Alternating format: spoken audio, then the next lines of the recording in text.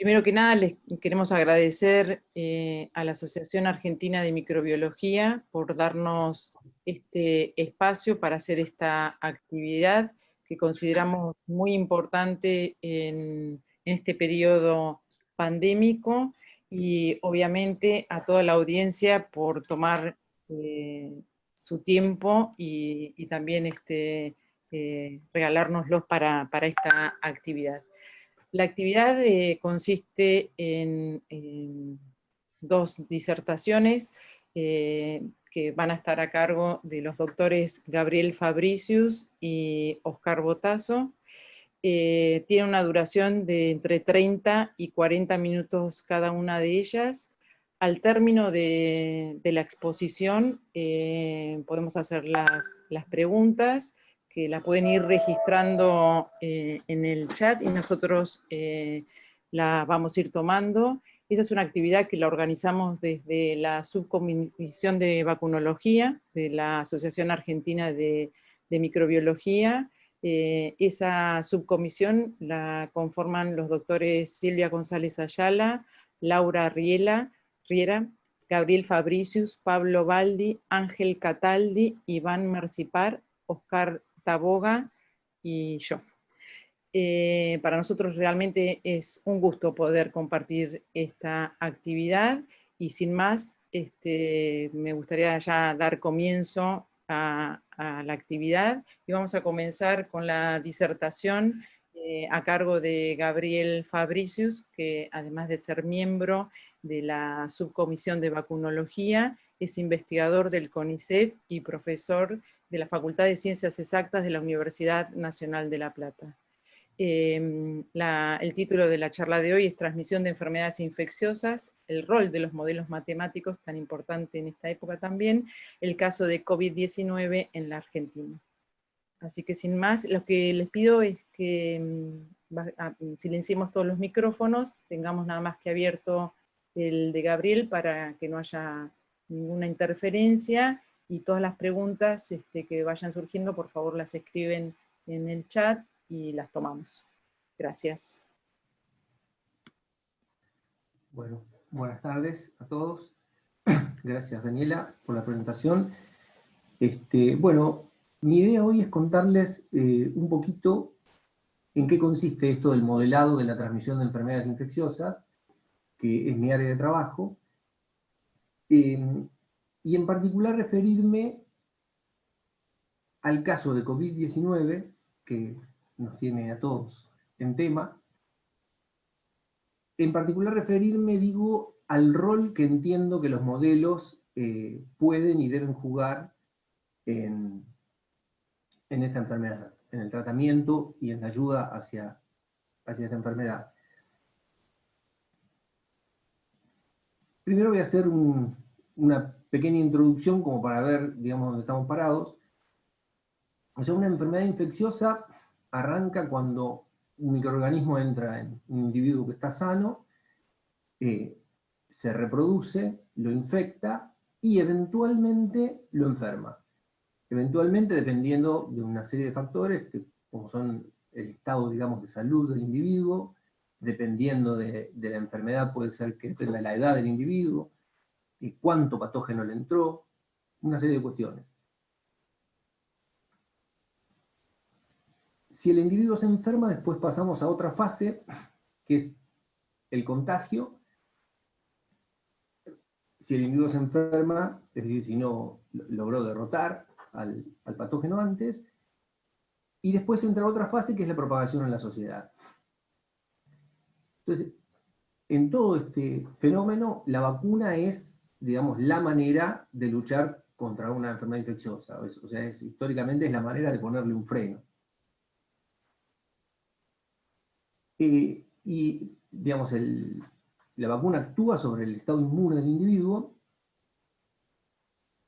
y que tenga éxito o no en cumplir su cometido va a depender de un montón de factores, como son, bueno, su efectividad, la duración de la inmunidad que confiere esa vacuna, los efectos adversos que traiga, las coberturas que se puedan alcanzar con la vacuna, eso muchas veces depende de los efectos adversos que tenga.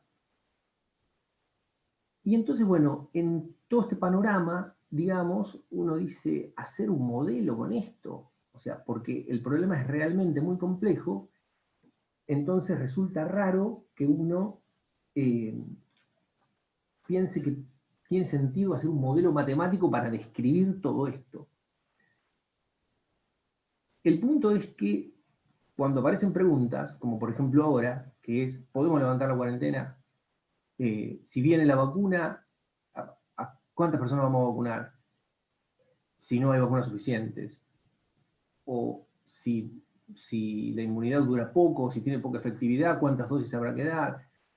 Digamos, para cualquier tipo de pregunta, aunque uno no sea consciente, tiene un modelo en la cabeza. O sea, va a tener que tomar decisiones y va a asumir ciertas hipótesis y va a resolver. Entonces, de alguna manera, hacer un modelo matemático consiste en, de toda esta realidad súper compleja, hacer un recorte donde elijo algunas variables y deliberadamente desecho otras,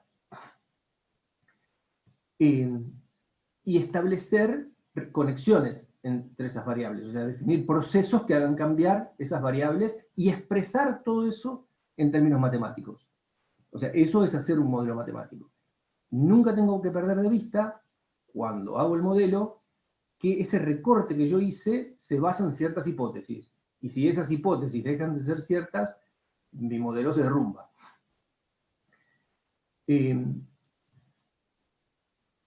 Entonces, bueno, con eso en mente, lo bueno del webinar es que uno puede tener un machete. Hola, ¿puedo intervenir en una cosita? ¿Sí? Hola, Sí, sí, con gusto. ¿por qué no corren el monitor por donde se está viendo la pantalla que él está proyectando? Porque aparece cortada. Sí, por lo menos a mí me parece cortada. Por ejemplo, ahí dice los modelos y hay una buena porción que está cortado. Ah, no, yo lo veo centrado. Ay, bueno, No, debe ser un problema particular porque yo también lo veo perfecto, ¿eh? ¿y cómo se corrige eso? No sé. A ver, Porque yo hice todas las cosas posibles. Corrí el monitor, corrí la computadora, me pasé a compartir pantalla a ver si cambiaba algo y no hay forma. Podría acá dice indicarle Nahuel. yo cómo se hace. Mire, en la parte derecha arriba, usted tiene posibilidad de achicar la parte, digamos, de los disertantes, con lo cual le queda más en centro la diapositiva. Arriba ¿Cómo? a la derecha. Pero ahí me sale una cosa que dice salir de la pantalla completa. No, no, no, no, no. Eso no es tan arriba a la derecha. Dentro del Zoom, no sé si ha visto que tiene como varias configuraciones. Tiene que ir a una configuración en donde queden los participantes o disertantes más chiquitos. Gracias, Cristina. Por ahí, mirando por el chat, se puede solucionar el problema y hay varias opciones en el chat donde lo explican y podemos darle continuidad a Sí, la... sí, sí, por favor, continúen. Gracias. Adelante. Gracias, Gabriel. ¿Podemos seguir? Bueno, entonces en esto de ver cuál es el rol de los modelos, o sea, es importante hacer una distinción, de una separación entre dos tipos de modelos. Por un lado están los modelos básicos que le sirven para ver las cosas más gruesas de este proceso, es decir, donde es más burdo ese recorte que yo hago, pero que puede ser útil para detectar algunos rasgos centrales y también es muy útil como base de otros modelos más complejos. Y después están los modelos realistas, donde el realista lo pongo a propósito, entre comillas, porque siempre tiene que quedar claro que la realidad es una cosa y el modelo es otra, pero son realistas en el sentido de que pretenden describir el proceso de transmisión de una enfermedad real. No en general, vagamente, sino hacen referencia a una patología particular. Y esos tipos de modelos son los que sirven para evaluar estrategias de control. O por lo menos uno va a tratar de evaluar con ellos estrategias de control. ¡Apa! No pasa. Ahí pasó. Bueno, entonces voy a arrancar con el modelo SIR. Ese modelo, digamos, lo que hace es de todo este panorama, se queda con la población y clasifica a los individuos en tres clases, en tres categorías. O sea, los individuos pueden ser susceptibles, que son los que pueden adquirir la enfermedad, la infección e infectarse, o infectados, que son los que tienen la infección y pueden contagiar, o recuperados e inmunes. Entonces, esas son las variables del modelo. O sea, yo tengo solamente tres variables que son la fracción de individuos en cada uno de esos estados. Esas son mis variables. Bueno, para describir el proceso de transmisión, lo que preciso es ahora ver cuáles son los procesos que hay entre esas variables. Entonces, el proceso clave son las infecciones. O sea, cómo modelo las infecciones. Entonces, lo que voy a pensar es que cuando un susceptible se encuentra con un infectado, se producen dos infectados y lo voy a modelar como una reacción química, digamos. O sea, como la ley de acción de masas. O sea, es proporcional, la cantidad de infecciones que se producen por unidad de tiempo va a ser proporcional a la fracción de susceptibles por la fracción de infectados. ¿Sí? Este parámetro beta que aparece ahí, ¿se ve el mouse cuando muevo? Sí. Este parámetro beta tiene el sentido del número de contactos por unidad de tiempo que hay entre los individuos. Entonces, esta aproximación se la conoce como mezcla homogénea porque yo en definitiva pienso que los contactos entre individuos son como las moléculas en un gas. Esa es la idea. Después las recuperaciones, este modelo las modela, bueno, simplemente como el decaimiento radioactivo. O sea, un infectado después de un tiempo característico decae a R, y si supongo que la tasa de natalidad es igual a la de mortalidad y que todos los individuos nacen susceptibles, puedo escribir este conjunto de ecuaciones diferenciales donde tengo nada más que tres parámetros, que son la tasa de mortalidad, el tiempo que dura la infección, y este parámetro beta que me habla de los contactos por unidad de tiempo. Bueno, con este modelo, que es muy simple, si uno parte de una población en que todos son susceptibles e introduce un infectado, ve que se desarrolla un pico epidémico, que es esta curva roja. Esa es una predicción del modelo, que es algo que se observa en general en las epidemias cuando se dejan correr libremente. Pero además el modelo predice que en una escala de tiempo mayor, si no desaparecieron todos los infectados, o si ingresaran infectados nuevos, se van a producir rebrotes periódicos de la enfermedad. Eso lo predice el modelo y predice que finalmente esas oscilaciones se extinguen. Bueno, la realidad es que todas las enfermedades infecciosas tienen un comportamiento de rebrotes periódicos cuando quedan en estado endémico, solo que no se extinguen. Si uno a este modelo SIR, que eran estas ecuaciones diferenciales que mostré, le agrega el componente del azar y hace un modelo estocástico, recupera que las oscilaciones no se extinguen, como se ve en la realidad, digamos. Bueno, lo interesante es que resolviendo el modelo, o sea, el modelo no tiene solución analítica, pero sí puedo sacar analíticamente cuál es el periodo entre los rebrotes, y me da una fórmula. Bueno, esa fórmula, si bien no me da exactamente la frecuencia, porque de hecho la frecuencia en una misma serie temporal se ve que va cambiando, me permite explicar por qué en la tos convulsa los rebrotes periódicos se dan cada 3 años y medio, por ejemplo, y en el sarampión cada 2. ¿Sí? La razón tiene que ver, estos otros parámetros son iguales para las dos enfermedades, pero el tiempo que dura la infección es más grande para la tos convulsa que para el sarampión, y más o menos va como la raíz cuadrada si uno saca la cuenta. Bueno, Anderson y May hicieron una recopilación en un libro muy importante, que lo pongo ahí, analizando series temporales a lo largo de todo el mundo y de distintas épocas, y viendo que realmente esto más o menos funcionaba, o sea, describía cualitativamente las cosas como daban. De este modelo tan simple, piensen que es un modelo que tiene nada más que 3 variables. Entonces lo que eso de algún modo prueba es que la hipótesis de mezcla homogénea, esto de pensar que una sociedad se puede pensar como pelotitas que chocan entre sí, funciona bastante bien para explicar esto. Uno podría preguntarse por qué, porque claramente una sociedad es mucho más compleja, ¿no?, que pelotitas chocando. Pero evidentemente todo el entramado social que hay digamos, uno tiene contactos en su hogar, pero va al trabajo, sus hijos van a la escuela, hay diversas actividades donde uno se cruza en el colectivo, se cruza en el supermercado. Evidentemente, todo ese entramado es bien aproximado por la hipótesis de mezcla homogénea. Entonces eso, bueno, es algo para lo que ese modelo es útil, y para darme los rasgos cualitativos que tienen las enfermedades, este comportamiento de las enfermedades infecciosas. Esto es común a todas las enfermedades infecciosas. Ahora, si uno quiere ir a estudiar una enfermedad particular, seguramente lo va a tener que complicar. Entonces ahí yo quiero ir al punto de las estrategias de vacunación como estrategias de control, y voy a poner como ejemplo, o sea, quiero apuntar a COVID, pero de COVID no sabemos casi nada, de hecho ni sabemos si va a haber vacuna, esperamos que sí.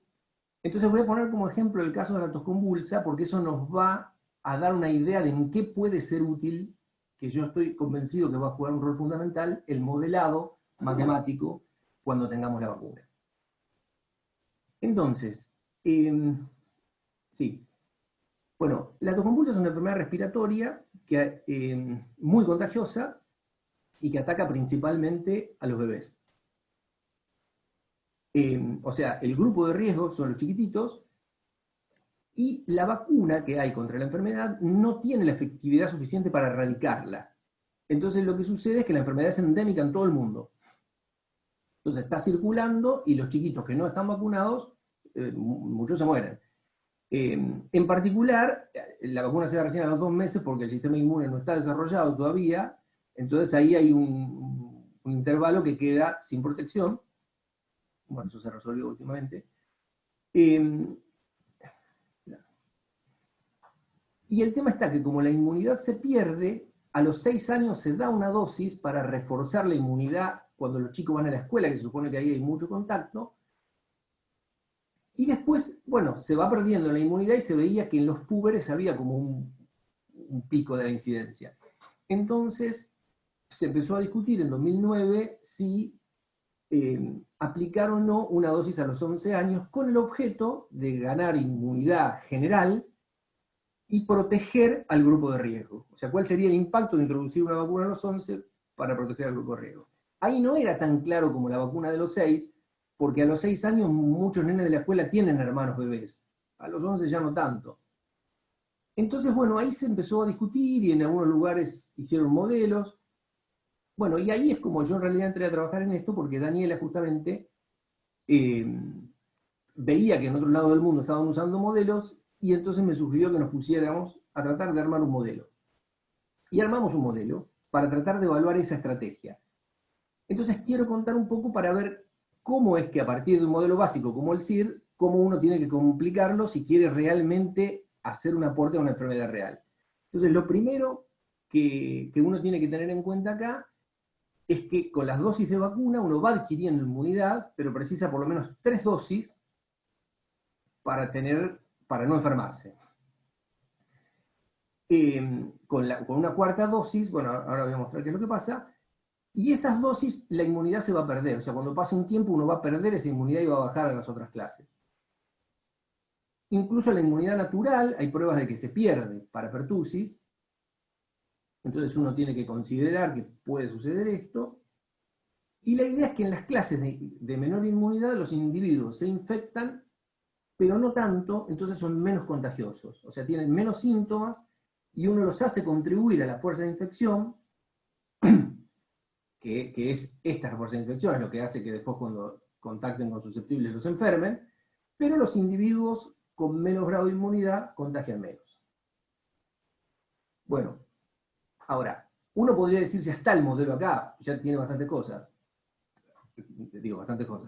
bastantes características que se observan de la enfermedad. Uno en un modelo siempre trata de poner la menor cantidad de cosas posibles, pero que tengan todo lo imprescindible para describir la enfermedad.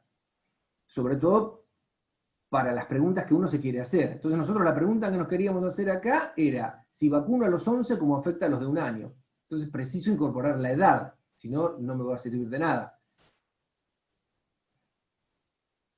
Entonces lo que uno hace es dividir eso en varios grupos etarios para tratar de evaluar esa estrategia particular. ¿Qué pasa cuando yo vacune a uno de los grupos, inmunice a uno de los grupos, cómo repercute en el otro, ¿no? Entonces, bueno, eso complica el problema porque ahora en lugar de un parámetro de contacto tengo una matriz de contactos que me relacionan, digamos, cómo son los contactos entre los distintos grupos etarios. Bueno, queda un sistema de ecuaciones que hay que resolver. Y el tema es, bueno, ¿qué hace uno con esos parámetros? Entonces eso es en estos modelos, o sea, el problema que tienen los modelos más complejos es que también tienen más parámetros. Y esos parámetros, bueno, hay que buscar la información suficiente para poder obtenerlos. Entonces, bueno, en este trabajo nosotros lo que hicimos fue buscar de distintas fuentes, distintos métodos aparte para parametrizar el modelo, y construimos muchos escenarios epidemiológicos con la información que había. Bueno, y con todo eso evaluamos la estrategia. Obviamente no tuvimos un valor, sino que obtuvimos varios valores. Pero la conclusión, bastante firme, es que el refuerzo de los 11 años tenía muy bajo impacto en el grupo de riesgo, menor que el 5%. O sea, entre los distintos escenarios esto iba entre el 2 y el 10%, pero el impacto siempre era bajo.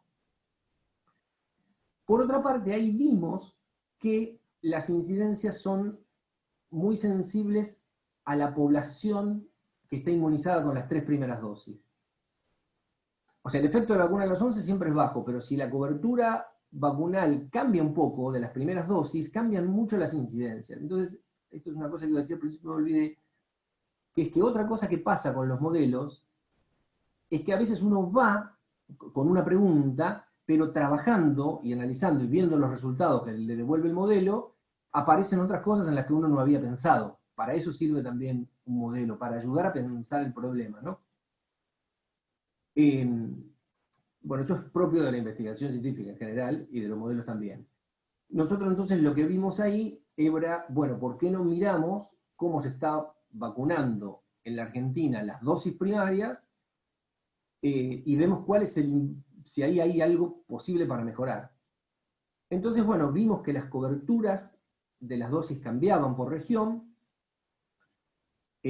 Las óptimas son del 95%, pero había lugares donde estaban al 80%, y que las dosis, en lugar de darse a los 2 meses, 4 meses, 6 meses, existían retrasos en las dosis.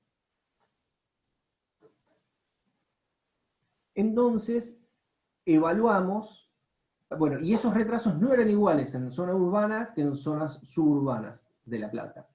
Entonces, bueno, modificamos el modelo para tratar de incorporar esa información y comparar ese efecto, o sea, ver cuál era ese efecto, y entonces, bueno, ahí lo que vimos es que si uno mejora los retrasos, poniendo en el modelo, eso puede encontrar una mejora del 25% hasta el 35% en los casos graves.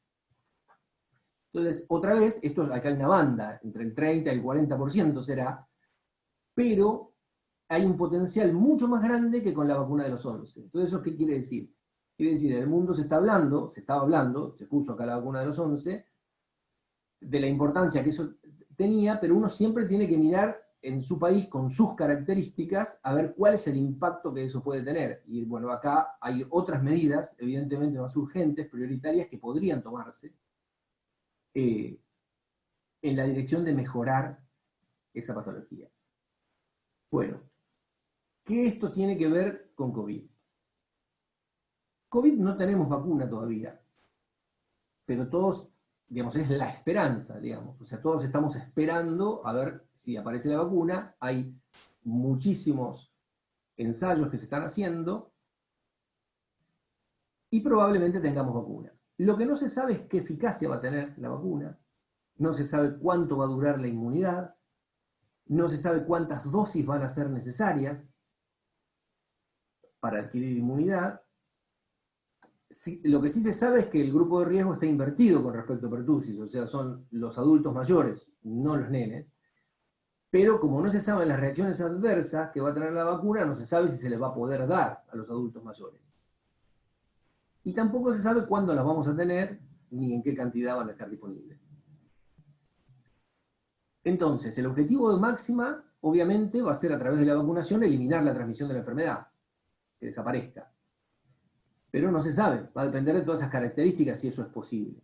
Otras posibilidades van a ser disminuir la transmisión general o proteger al grupo de riesgo, directamente o indirectamente. ¿Qué quiero decir? Directamente sería vacunar al grupo de riesgo, pero no sabemos. Por eso puse ahí un signo de pregunta, no sabemos si va a ser aplicable. E indirectamente hay estrategias que se pueden hacer, como por ejemplo vacunar al entorno familiar de los adultos mayores. Bueno, todas esas cosas se pueden evaluar con un modelo.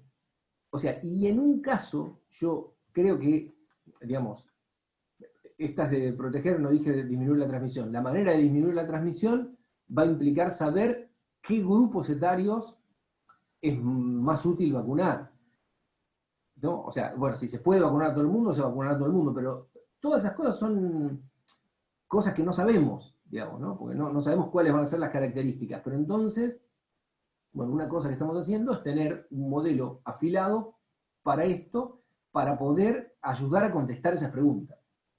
Porque son preguntas que de todas maneras va a haber que contestar, y el modelo, como mostré con el caso de pertussis, en estos casos funciona para tratar de encontrar respuestas.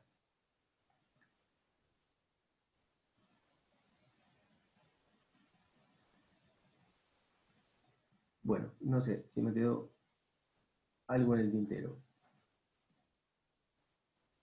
Sí, digo, con la complejidad de COVID, por ejemplo, otra cuestión, si uno determinara, o sea, se habla mucho de los individuos asintomáticos, no sabemos cuántos hay ni en qué grupos están, pero si en el camino es una información muy valiosa que si se tuviera, por ahí se decide vacunar franjas etarias, digamos, donde están mayoritariamente los individuos asintomáticos, que no son los que uno puede detectar de otra manera.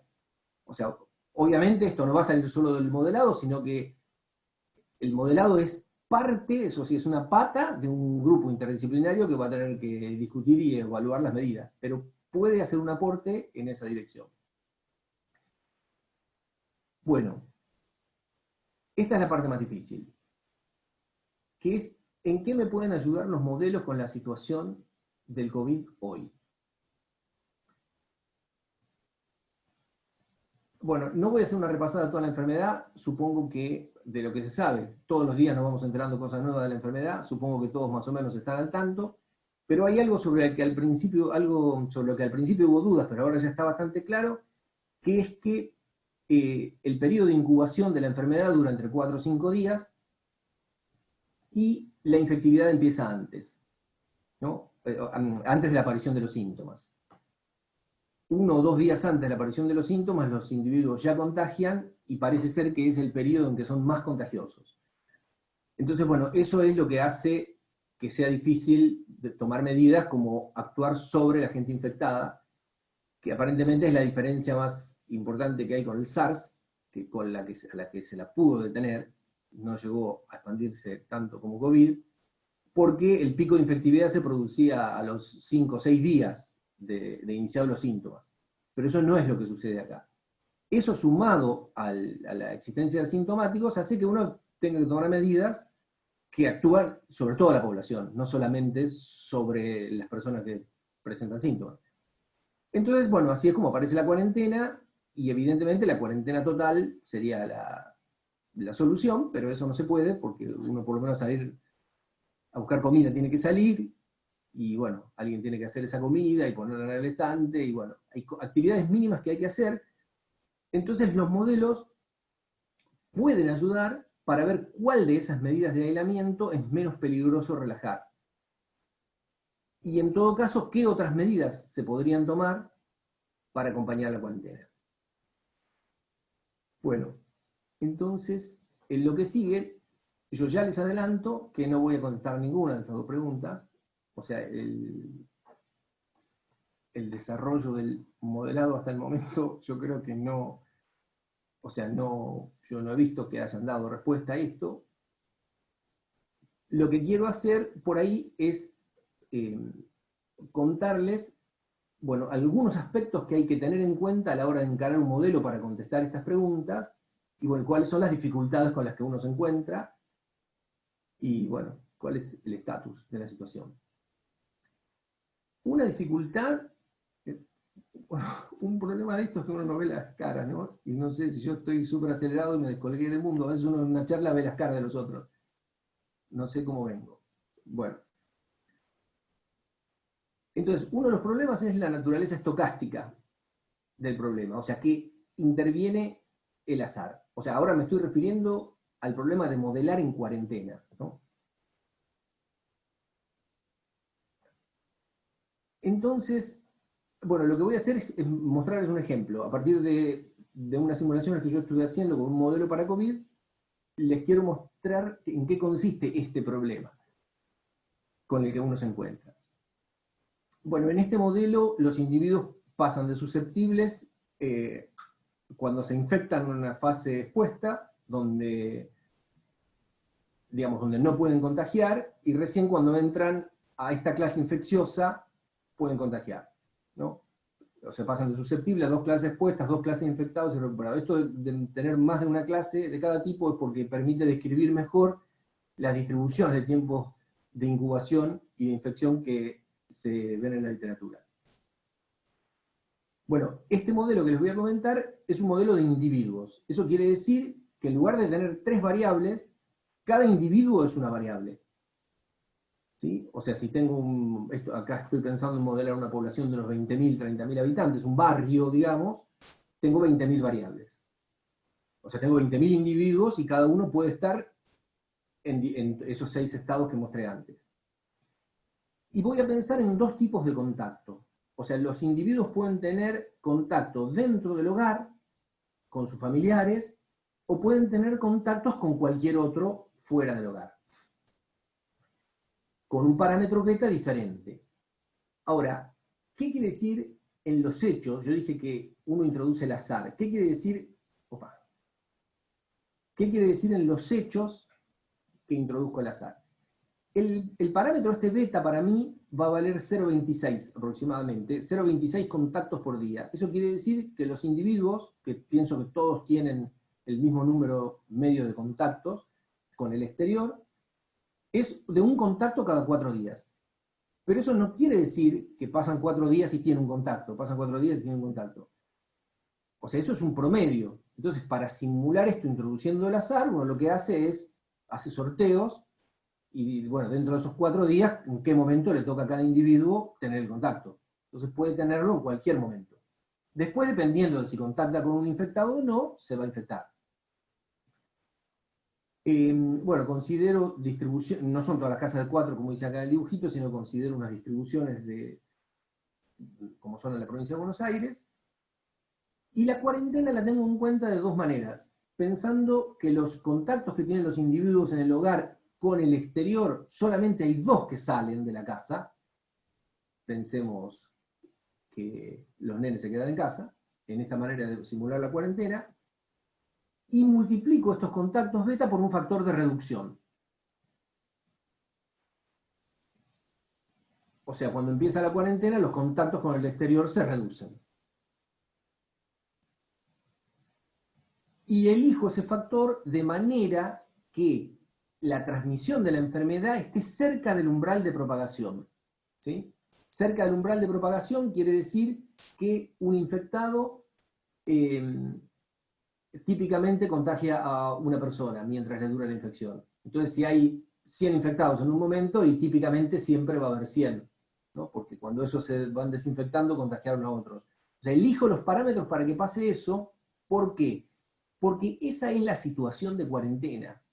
O sea, si se empieza a desmadrar, empieza a crecer exponencialmente los casos, las autoridades llaman a endurecer la cuarentena y ahí los casos bajan.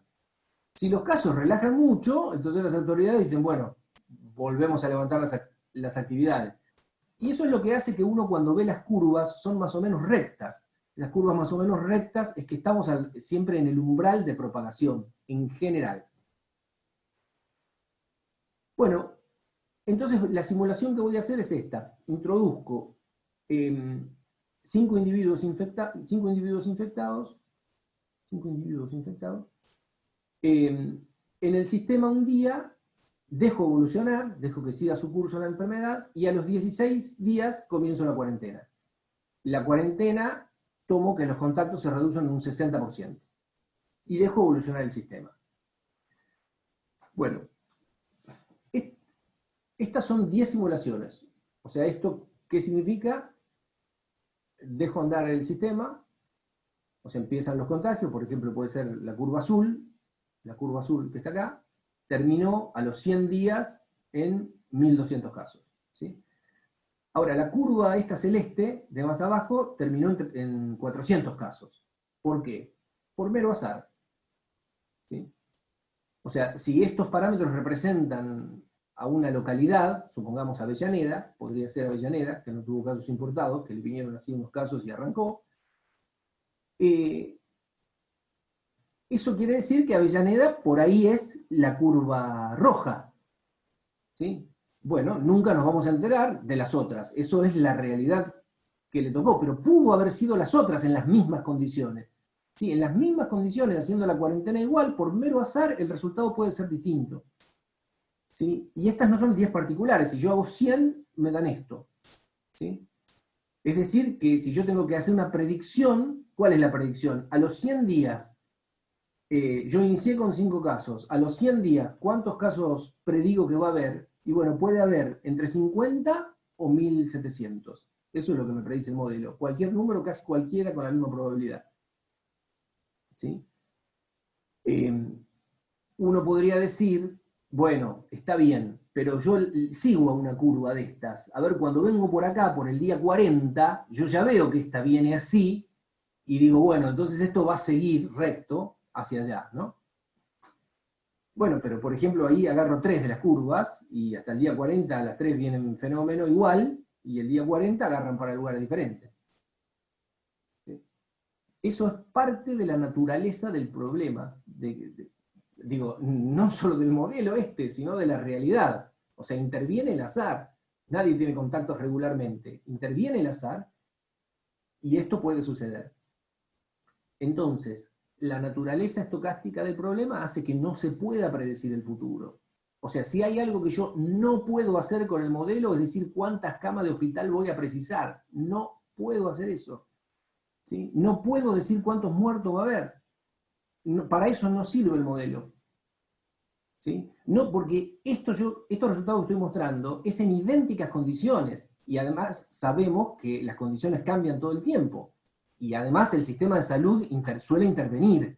O sea, cuando algo sucede, interviene para que vaya para otro lado. Entonces, eso de que un modelo me sirve a mí para predecir el futuro es imposible. No, no es así, digamos. Por más buen modelo que yo tenga.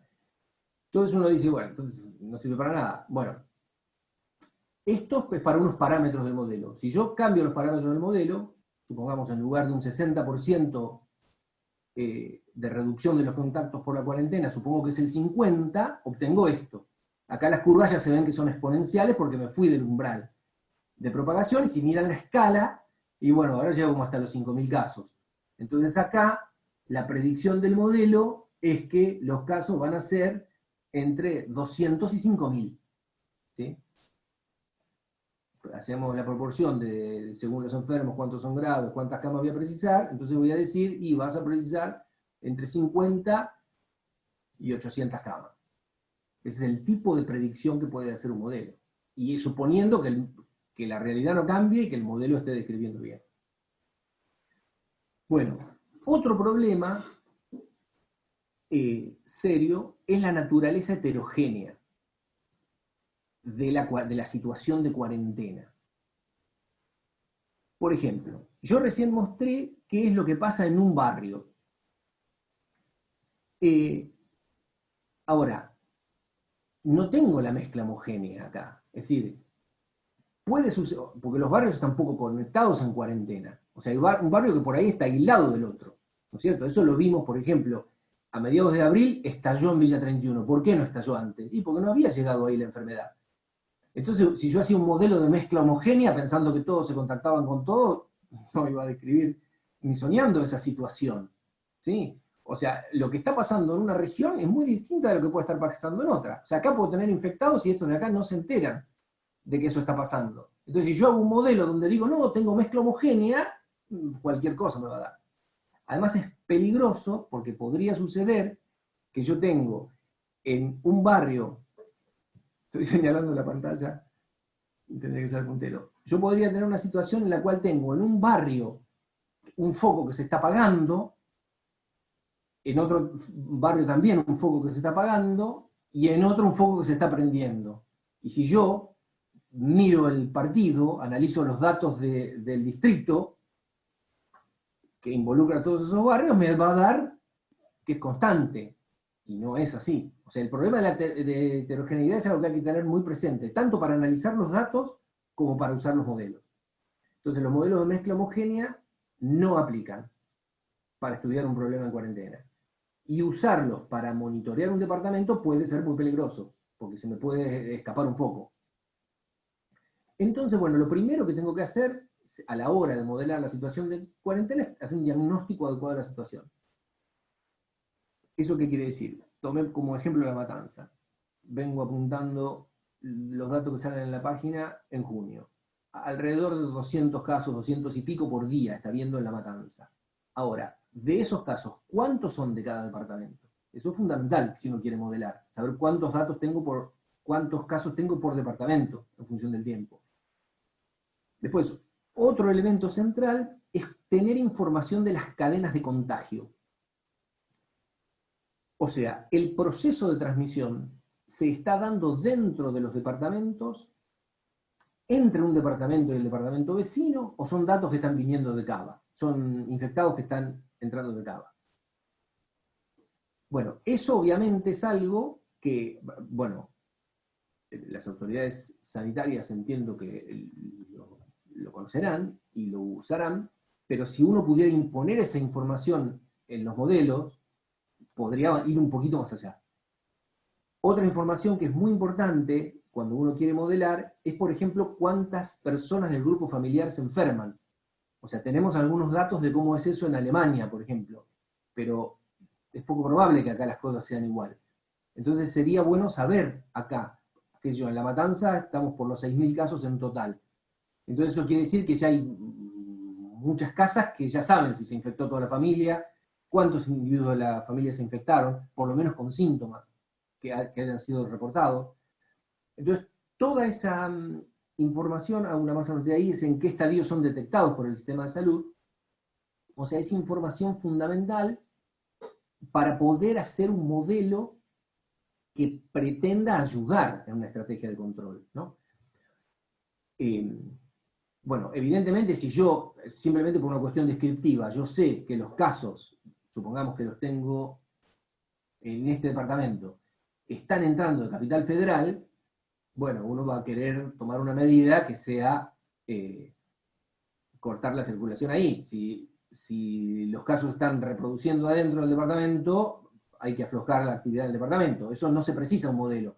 Pero el modelo puede poner eso en términos cuantitativos. Puede poner eso en términos cuantitativos y ver si tomo esta medida de control acá, cómo impactaría sobre esto otro. Bueno.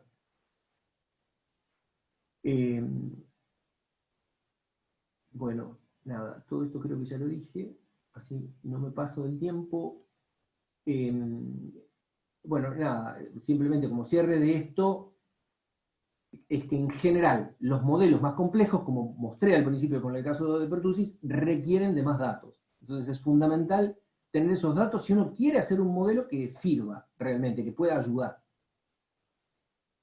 Para la situación de cuarentena, que es la más compleja de todos, porque no vale, porque es donde la estocasticidad tiene el rol más grande, y no vale esto de mezcla homogénea que comenté antes, ¿no? Bueno, después quería comentar muy al pasar las líneas actuales de las que estoy trabajando con respecto a COVID, que es la determinación de parámetros de transmisión previo a la instalación de la cuarentena. Eso nos sirve a nosotros saber, porque se habla de cómo es el R0, algo de lo que no hablé porque no me va a dar el tiempo, de China, se usa siempre, pero bueno, cómo es acá. Entonces, bueno, estoy trabajando en eso.